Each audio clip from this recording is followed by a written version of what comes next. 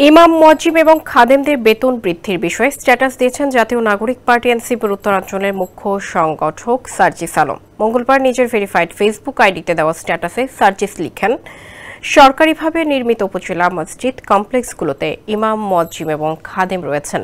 তাদের বেতন যথাক্রমে 15,000, 10,000 এবং 7,500 টাকা।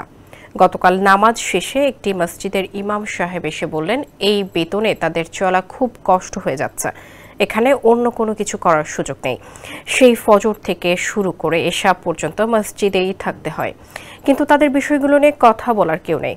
স্ট্যাটাসে সার্জিস জানান, পরবর্তীতে এই বিষয় নিয়ে মাননীয় ধর্ম উপদেষ্টার সাথে তার কথা হয়। এনসিপির পক্ষ থেকে সম্মানিত ইমাম, মুয়াজ্জিম এবং খাদেমের জন্য বেতন আপাতত কিছুটা বাড়িয়ে যথাক্রমে অন্তত 20,000, 15,000 এবং 10,000 টাকা করার আহ্বান জানান তারা। সার্জিস আরও জানান, ধর্ম উপদেষ্টা বিষয়টিকে অত্যন্ত যৌক্তিক বলে মনে করেন এবং আগামী 2 মাসের মধ্যে এই বিষয়ে প্রয়োজনীয় ব্যবস্থা নেওয়ার আশ্বাস দেন। ইনশাআল্লাহ খুব শীঘ্রই আমরা এর বাস্তবায়ন দেখতে পাব।